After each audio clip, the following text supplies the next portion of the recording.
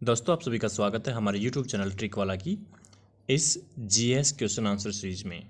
ठीक है, इस वीडियो लेक्चर सीरीज में हम कर रहे हैं दोस्तों एसएससी के डिफरेंट एग्जाम जैसे सीजीएल, सीपीओ, सीएचएसएल, एमटीएस, इसके अलावा बाकी जैसे एफसीआई वगैरह की जो एग्ज़ाम हेल्ड करवाती है एसएससी, उसमें जो जीएस के क्वेश्चंस पूछे जा चुके हैं उन क्वेश्चंस को हम कर रहे हैं प्रीवियस ईयर के एग्जाम्स में आए क्वेश्चन को विद एक्सप्लेनेशन, मतलब व्याख्या सहित कर रहे हैं। ठीक है, तो चलिए दोस्तों शुरू करते हैं। हमारा टॉपिक है आज की वीडियो में वैदिक सभ्यता, जिसके 8 क्वेश्चन हम कर चुके हैं इससे पहले की वीडियो में। उससे आगे हम शुरू करते हैं। अगर चैनल पर नए हैं तो चैनल को सब्सक्राइब करके बेल आइकन जरूर दबाइए, ताकि जैसे ही नेक्स्ट वीडियो में अपलोड करूं तो आपके पास नोटिफिकेशन पहुंच जाइए।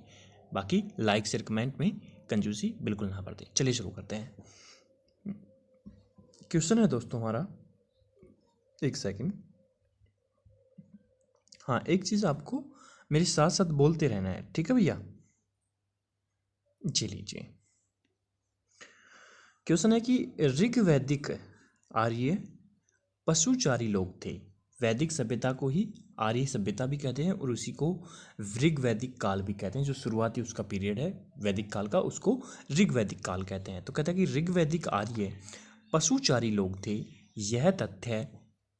यह इस तथ्य से पुष्ट होता है कि ऋग्वेद में गाय के अनेक संदर्भ हैं। अधिकांश युद्ध गायों के लिए लड़े गए थे और पुरोहितों को दिए जाने वाला उपहार प्राय गायें होती थी, न कि जमीन। और ऑप्शन डी है उपयुक्त सभी। तो आपका सही आंसर होगा उपयुक्त सभी। यानी कि ऋग्वैदिक जो आर्य थे वो पशुचारी थे। हमने इससे पहले के क्वेश्चन में पढ़ा भी है, पहले वाले वीडियो में, कि वैदिक जो सभ्यता थी उसकी अर्थव्यवस्था मुख्य रूप से पशुपालन पे टिकी हुई थी। ठीक है दोस्तों। वहीं अगर हम बात करते हैं किसकी, सिंधु घाटी सभ्यता या हड़प्पा सभ्यता थी, वो मुख्य रूप से व्यापार पे टिकी हुई एक सभ्यता थी। तो ऋग्वैदिक आर्य पशुचारी लोग थे। यह इस तथ्य से पुष्ट होता है कि ऋग्वेद में गाय के अनेक संदर्भ हैं। ऋग्वेद में गाय का जिक्र बहुत बार हुआ है और अधिकांश युद्ध ऋग्वैदिक काल में अधिकांश जो युद्ध होते थे वो गायों के लिए लड़े गए थे। ठीक है, गायों पर किसी ने किसी की गायों पर कब्जा कर लिया तो उसको छुड़ाने के लिए, गायों को फ्री कराने के लिए वहाँ से, मतलब बंधक से, और फिर युद्ध लड़े जाते थे। तीसरा कहता है कि पुरोहितों को दिए जाने वाला उपहार, पुरोहित मतलब एक तरह से ब्राह्मण, जो आजकल जो मतलब कि जो यज्ञ वगैरह करवाते थे जो लोग, उन पुरोहितों को दिए जाने वाला उपहार प्राय गायें होती थी, न कि जमीन। ठीक है, तो ये बातें सिद्ध करती हैं, ये तथ्य सिद्ध करते हैं कि ऋग्वैदिक आर्य पशुचारी लोग थे। ये जो क्वेश्चन है, ये क्वेश्चन एसएससी संयुक्त हायर सेकेंडरी यानी कि 10+2 सीएचएसएल स्तरीय परीक्षा 2010 में पूछा गया क्वेश्चन है। चलिए अब हम इसकी व्याख्या देखते हैं। व्याख्या में कहता है कि ऋग्वेद में गाय की इतनी चर्चा है कि ऋग्वैदिक आर्यों को मुख्य रूप से पशुचारक कहा जा सकता है। गाय का 176 बार 176 टाइम्स उल्लेख मिलता है। किसका? गाय का 176 बार। इंपॉर्टेंट है, पूछा जा चुका है क्वेश्चन। उनके अधिकांश युद्ध गाय को लेकर ही हुए हैं। ऋग्वेद में युद्ध का पर्याय गविष्टि है। गाय सबसे, मतलब ऋग्वेद में युद्ध को क्या कहा गया है? गविष्टि कहा गया है, अर्थात गाय के लिए लड़ा गया युद्ध। ठीक है, तो गाय का पर्याय ऋग्वेद में क्या है? गविष्टि है। ये क्वेश्चन भी पूछा जा चुका है। गाय सबसे उत्तम धन मानी जाती थी। जहाँ कहीं पुरोहितों को दी जाने वाली दक्षिणा की बात आई, उसमें आम तौर पर गायें ही होती थी और भूमि कभी नहीं होती थी। ठीक है, आगे क्या कहता है? आगे कहता है कि ऋग्वैदिक लोग गाय चराने, खेती करने और बसने के लिए जमीन पर कब्जा करते होंगे, परंतु भूमि निजी संपत्ति नहीं होती थी। मतलब भूमि पर किसी व्यक्ति का, जैसे आज के दिन हम देखते हैं कि भाई किसी के 5 किले ज़मीन है, किसी के 50 बीघा ज़मीन है, ऐसे किसी की निजी संपत्ति जो है ज़मीन नहीं हुआ करती थी। हाँ, हो सकता है कि गाय को चराने के लिए, खेती करने के लिए और बसने के लिए ज़मीन पर लोग कब्जा कर लेते होंगे कि भाई ये मेरा है हिस्सा है, ये मेरा हिस्सा है। ठीक है, बल्कि जो युद्ध जो लड़े जाते थे वो गाय के लिए लड़े जाते थे और युद्ध का पर्याय गविष्टि शब्द था। ठीक है दोस्तों, चलिए नेक्स्ट वाला क्वेश्चन अब करते हैं। नेक्स्ट क्वेश्चन कहता है कि आर्यों को एक जाति कहने वाला पहला यूरोपियन कौन था? Sir William Jones, H Wilson, Max Muller और जनरल कनिंघम। तो वो व्यक्ति था सी यानी कि मैक्स मूलर। ठीक है, अर्थात आर्य जो थे उनको एक जाति सबसे पहले किस यूरोपियन ने कहा? मैक्स मूलर ने। मैक्स मूलर ने आर्यों को एक जाति के रूप में बताया सबसे पहले। ठीक है, पहला यूरोपियन था मैक्स मूलर जिसने आर्यों को एक जाति के रूप में उनका उल्लेख किया। ठीक है दोस्तों, ये क्वेश्चन एसएससी स्नातक स्तरीय परीक्षा 2006 में पूछा गया है। ओके, चलिए अब हम इसकी व्याख्या देखते हैं। इसकी व्याख्या है दोस्तों कि मैक्स मूलर महोदय आर्यों का आदि देश मध्य एशिया, रोड्स, बैक्टीरिया को मानते हैं। मैंने बताया ना कि इससे पहले की वीडियो मैंने बताया था कि आर्य जो है माना जाता है कि आर्य जो है वो मध्य एशिया से भारत में आए थे, भारतीय महाद्वीप में आए थे। ठीक है, तो ऐसा कौन मानते हैं? सबसे पहले मैक्स मूलर का मानना है, जो एक यूरोपियन मतलब कि इतिहासकार हैं। तो मैक्स मूलर महोदय आर्यों का आदि देश मतलब उनका मूल स्थान कि जहाँ से मतलब कि मूल रूप से वो किस देश के थे आर्य। तो आर्यों का आदि देश मध्य एशिया, रोड्स और बैक्टीरिया को मानते हैं। मूलर मतलब मैक्स मूलर के अनुसार पामीर के पठार से ही इंडो ईरानी जाति पूर्व में पंजाब तथा पश्चिम में मेसोपोटामिया की ओर गई। ठीक है, कि मैक्स मूलर के अनुसार पामीर का पठार कहाँ है? जो आपका इधर से अगर आप देखेंगे तो इधर से जो हिमालय पर्वतमाला है और इधर से आपका ये है हिंदू कुश वगैरह जो है मतलब कि ये जाते हैं। तो यहाँ पे दोनों जो मिलते हैं यहाँ पे ये पामीर का पठार है। ठीक है, पाकिस्तान और अफगानिस्तान के ऊपर की तरफ पामीर का पठार। तो कहाँ से यहीं पे मध्य एशिया है। तो यहाँ से पामीर के पठार से ही इंडो ईरानी जाति कौन है? आर्य जो थे पूर्व में पंजाब, पूर्व इधर से देखो ये पामीर का पठार है, इधर से इधर पूरा हो जाएगा भारत की तरफ और इधर पश्चिम हो जाएगा। तो पश्चिम में मेसोपोटामिया की ओर गए और पूर्व में पंजाब की तरफ आ गए। ठीक है दोस्तों, बात समझ में आ गई? चलिए नेक्स्ट क्वेश्चन कहता है कि आर्यन जनजातियों की प्राचीनतम बस्ती कहाँ है? उत्तर प्रदेश, बंगाल, सप्त सिंधु और दिल्ली। आपका उत्तर है सी यानी कि सप्त सिंधु।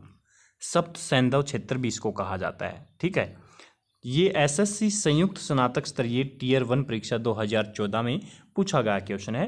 क्वेश्चन क्या है कि आर्यन जनजातियों की प्राचीनतम बस्ती, आर्य जो जनजातियां थी उसकी प्राचीनतम बस्ती कहाँ है भारत के अंदर? भारत की बात कर रहा है तो सप्त सिंधु क्षेत्र के अंदर, सप्त सैंधव क्षेत्र के अंदर। ठीक है दोस्तों, चलिए इसकी व्याख्या देखते हैं।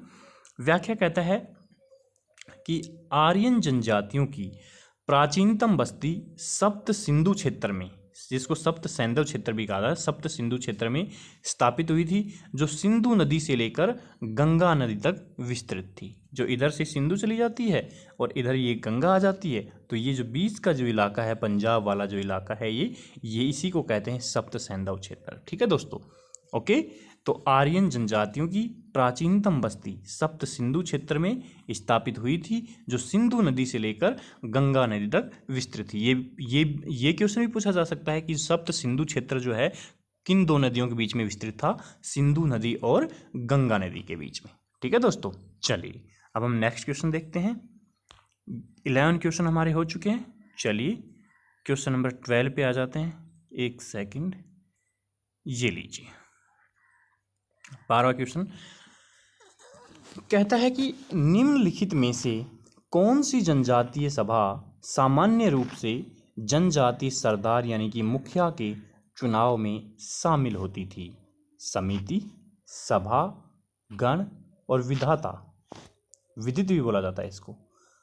आपका उत्तर है ए। ये क्वेश्चन एसएससी संयुक्त स्नातक स्तरीय टियर 1 परीक्षा 2014 में पूछा गया क्वेश्चन है। क्वेश्चन क्या है? क्वेश्चन कह रहा है कि निम्नलिखित में से कौन सी जनजातीय सभा सामान्य रूप से जनजातीय सरदार या मुखिया के चुनाव में शामिल होती थी? समिति, सभा, गण और विधाता।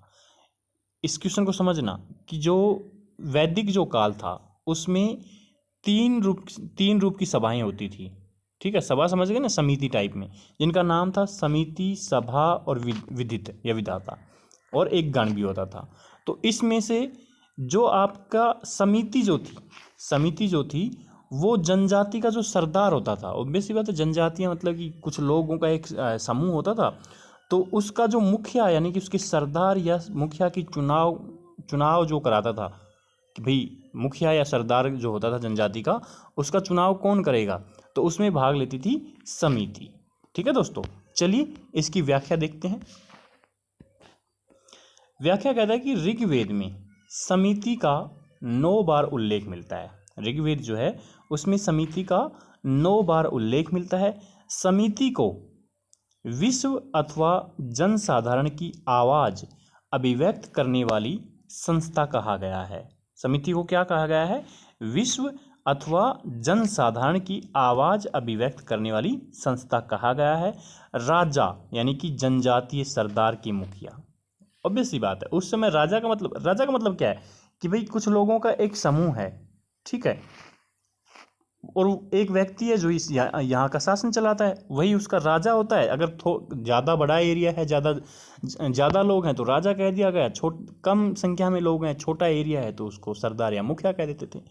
तो कहता है कि राजा यानी कि जनजाति सरदार के मुखिया के निर्वाचन एवं पुनर्निर्वाचन में इसका महत्वपूर्ण योगदान था। किसका? समिति का।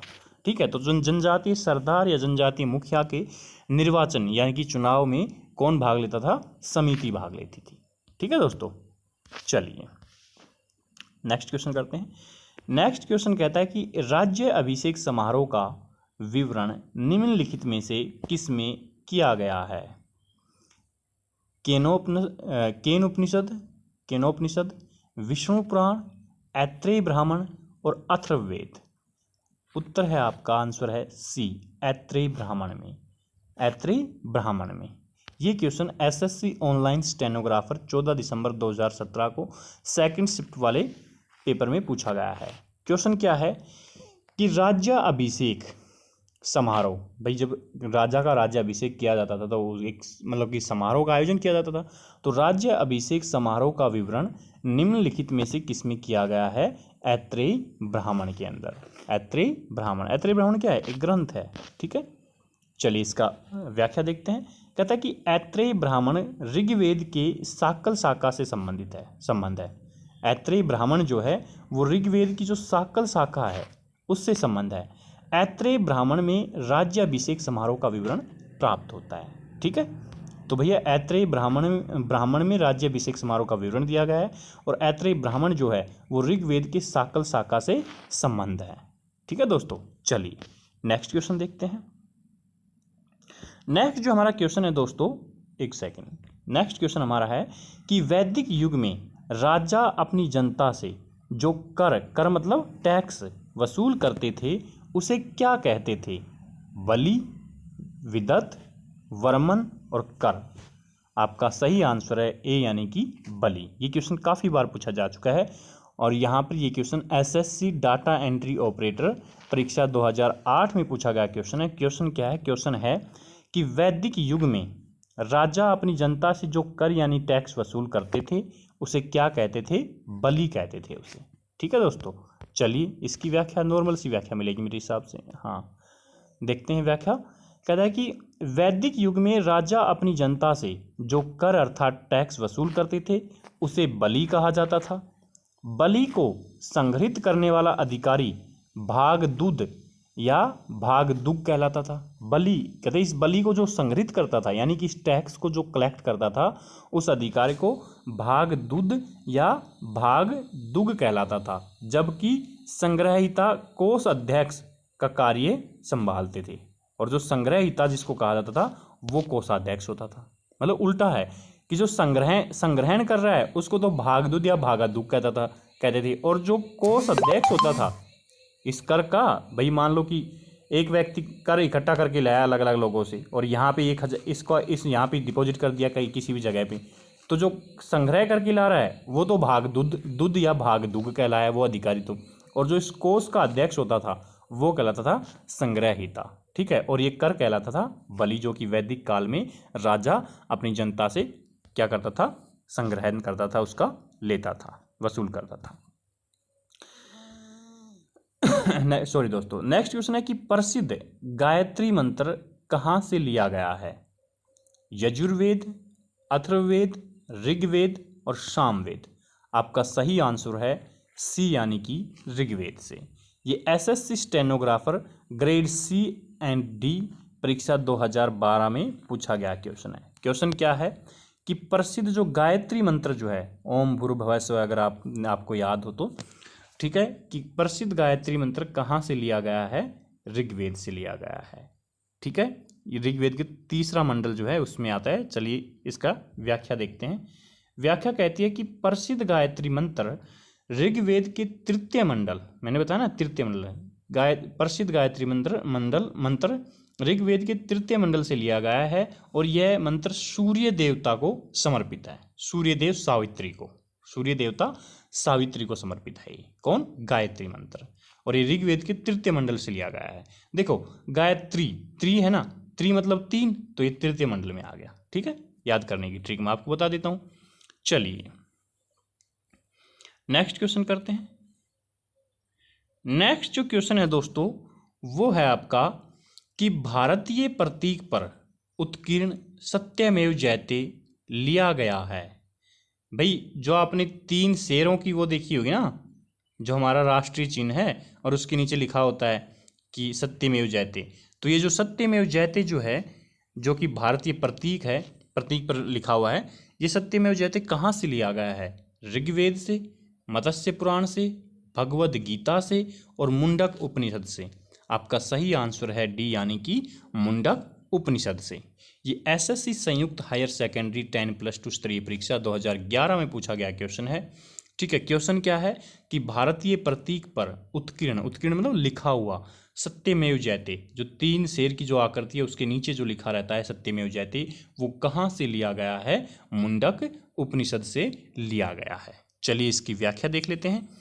व्याख्या कहता है कि भारतीय प्रतीक यानी कि राज चिन्ह, हमारा जो राष्ट्रीय चिन्ह है, उस पर उत्कीर्ण लिखा हुआ सत्यमेव जयते मुंडक उपनिषद से लिया गया है। इसका अर्थ है सत्य की ही विजय होती है।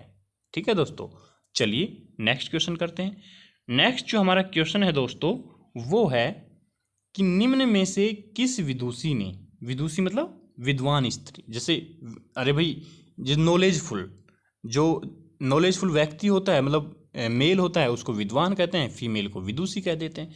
तो निम्न में से किस विदुषी ने वाद विवाद में अजेय याज्ञवल्क्य को चुनौती दी थी? घोषा, अपाला, मैत्री और गार्गी। आपका सही उत्तर है गार्गी। ये क्वेश्चन एसएससी संयुक्त स्नातक स्तरीय टीयर 1 परीक्षा 2012 में पूछा गया क्वेश्चन है। क्वेश्चन क्या है कि निम्न में से किस विदुषी ने, अर्थात किस विद्वान स्त्री ने वाद विवाद में यानी कि डिबेट में अजेय याज्ञवल्क्य, अजेय मतलब जिसे किसी ने हराया ना हो, जो किसी से हारा ना हो, उस याज्ञवल्क्य को चुनौती दी थी। गार्गी नाम की विदुषी थी वो, गार्गी ने। ठीक है दोस्तों, चलिए इसकी व्याख्या देखते हैं। व्याख्या कहती है कि याज्ञवल्क्य को गार्गी द्वारा चुनौती दी गई थी। याज्ञवल्क्य गार्गी संवाद का उल्लेख वृहद आरण्यक उपनिषद में मिलता है। वृहद आरण्यक उपनिषद में मिलता है किसका? याज्ञवल्क्य गार्गी संवाद का उल्लेख। ये चीज भी याद रखनी है आपको, ठीक है, कि याज्ञवल्क्य को गार्गी ने चुनौती दी थी और याज्ञवल्क्य गार्गी संवाद का उल्लेख वृहदारण्य उपनिषद में मिलता है। वृहदारण्यक उपनिषद जो है उसमें याज्ञवल्क्य गार्गी का संवाद का उल्लेख मिलता है। चलिए नेक्स्ट क्वेश्चन देखते हैं। नेक्स्ट जो क्वेश्चन है दोस्तों हमारा वो कहता है कि प्राचीन भारत में निम्नलिखित में से किस विवाह को विधि सम्मत नहीं माना जाता था? यानी कि कौन सा विवाह जो था उसको सही नहीं माना जाता था? दैव विवाह को, आर्ष विवाह को, गंधर्व विवाह को और ब्रह्म विवाह को। तो उत्तर है सी, यानी कि गंधर्व विवाह को। ये एसएससी ऑनलाइन CHSL टीयर 1 14 मार्च 2018 की फर्स्ट शिफ्ट वाले पेपर में पूछा गया क्वेश्चन है। क्वेश्चन क्या है कि प्राचीन भारत में निम्नलिखित में से किस विवाह को विधि सम्मत या नहीं माना जाता था, मतलब उसे सही नहीं, लीगल नहीं माना जाता था। आपका आंसर होगा गंधर्व विवाह। ओके दोस्तों, ऑब्वियस सी बात है। 16 संस्कार, अभी व्याख्या हम देख ही लेंगे, कोई दिक्कत वाली बात नहीं है। कहता है कि हिंदू धर्म में विवाह को 16 संस्कारों में से एक संस्कार माना गया है। हिंदू धर्म के अंदर जो विवाह है, विवाह को 16 जो संस्कार हैं उसमें से एक संस्कार माना गया है। प्राचीन भारत में विवाह के 8 प्रकार बताए गए हैं। प्राचीन जो भारत है उसमें विवाह के 8 प्रकार बताए गए हैं। ब्रह्म विवाह, दैव विवाह, आर्ष विवाह, प्रजापत्य विवाह, गंधर्व विवाह, असुर विवाह, राक्षस विवाह और पैशाच विवाह।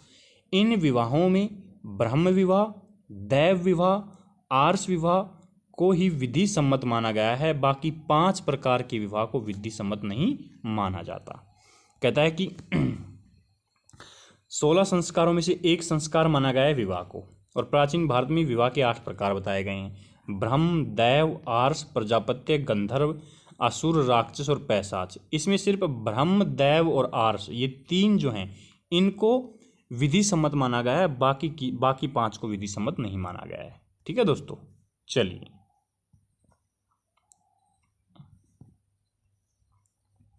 कितने क्वेश्चन हो गए अपने? 18 क्वेश्चन हो गए ना। तो ठीक है दोस्तों, हमारे यहाँ पे वैदिक काल जो है कंप्लीट होता है। इससे आगे बौद्ध धर्म और जैन धर्म दिया गया है, जो हम नेक्स्ट वाली क्लास में शुरू करेंगे। तो आज की वीडियो में इतना ही। कल मिलते हैं एक नई वीडियो के साथ जिसमें हमारा टॉपिक रहेगा बौद्ध और जैन धर्म। ठीक है दोस्तों, तो ये तो हमारी थी एसएससी के डिफरेंट एग्जाम, जैसे सीजीएल, सीपीओ, सीएचएसएल, एमटीएस में पूछी गई जो जीएस है उसके क्वेश्चन आंसर को विद एक्सप्लेनेशन। इसी के साथ रोजाना एक वीडियो जो अपलोड मैं करता हूँ वो करता हूँ एसएससी के CGL, CPO, CHSL, MTS, NDA, CDS में जो इंग्लिश वोकेबलरी पूछी जाती है कि एंटोनिम सिनोनिम, उसके 3000 वर्ड्स को हम कंप्लीट कर रहे हैं, वो भी कीवर्ड और निमोनिक यानी कि स्टोरी के द्वारा, एक ट्रिक के द्वारा, मतलब बार बार रटने का झंझट बिल्कुल खत्म हो जाएगा, बिल्कुल नहीं है उसमें।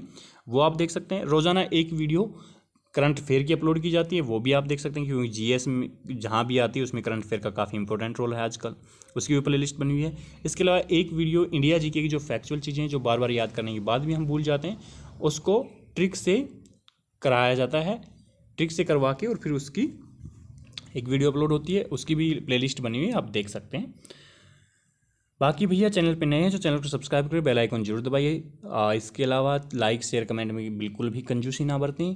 स्वस्थ रहिए, अपनी तैयारी को बेहतरीन करते रहिएगा और जल्दी से जल्दी एग्ज़ाम निकालिए, अपनी जॉब लीजिए। आपका बहुत बहुत धन्यवाद। मिलता हूँ नेक्स्ट वीडियो में।